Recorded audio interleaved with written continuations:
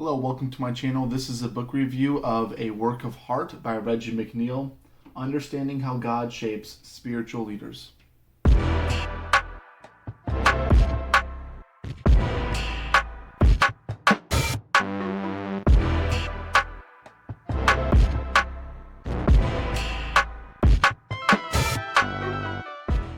As always, if you're interested in the book, there's actually a link in the description below.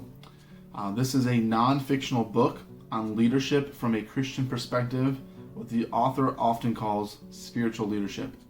So the leadership principles in this book apply to those of leadership within the church, whether it's a pastor or ministry leader, as well as those outside of the church, those who lead and manage businesses. And so if you are a Christian with a position of influence or aspire to leadership, this book is for you. The purpose of this book is to help see how God shapes our hearts. The heart is stressed as the most important factor of leadership. The book is divided into two sections. In the first section, we learn how God shapes the hearts of the great men in the Bible: Moses, David, Paul, and Jesus. And as you can see in the front cover is the statue of David. And so one of the things that I learned in this book, even just about the statue, is that if you can see closely, when you look at the statue, normally you can't see it from that angle, but if you were to get elevated and look into the eyes of David, his pupils are shaped as hearts, and that's because David had the heart after God.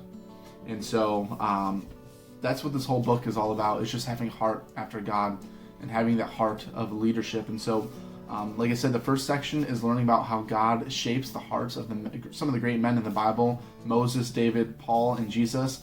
And in the second section, we learn to recognize how God shapes our hearts in our own lives, and specifically through the 6 C's, as in what the author gives here, McNeal.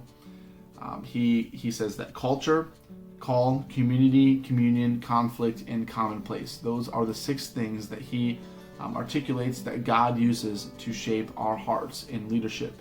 So McNeal uses vivid stories from his personal life and from others, not so much about the principles of leadership, but about the stories that shape the leader. Though to be fair, there are principles of leadership in this book, but that is not the point. The developing heart of a leader is what this book is all about. And so there are many great insights in this book, all of which I do not have the time to share, though I will share an example given that was in the section for shaping a leader through conflict. So when we face opposition, we have a choice of how we respond and how we view our critics. And so McNeal talks about how we should weigh our critics over counting them. For example, is the criticism coming from the leadership core?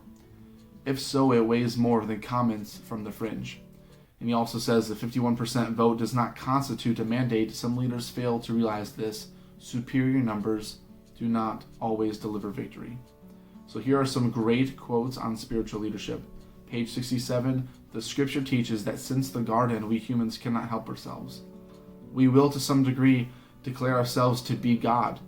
We corrupt the image of God, the godlike power to choose, by acting on it inappropriately.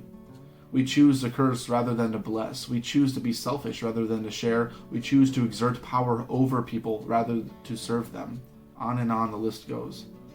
Page 47, if the early church had been as ideal as some think, the New Testament would be much shorter.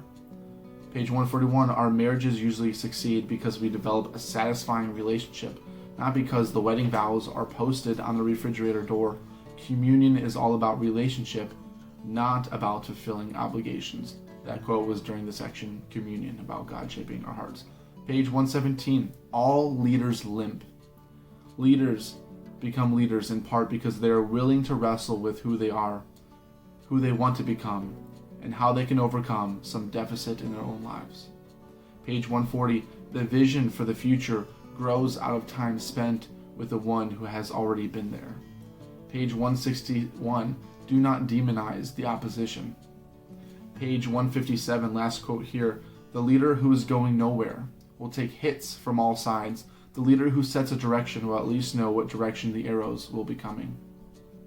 So I can go on, and that this book is really full of amazing quotes that are easy to share. And as always, as I say, you can tell how great a book is by how full the fly notes will be at the end. And so I kept really full fly notes for this book. Lots of great quotes and lots of great insight. And so This book is also full of great insight and encouragement that is not bite-sized for me to quickly share, as the quotes were. But I want to say that this book did take some time to read for me, but it was well worth it.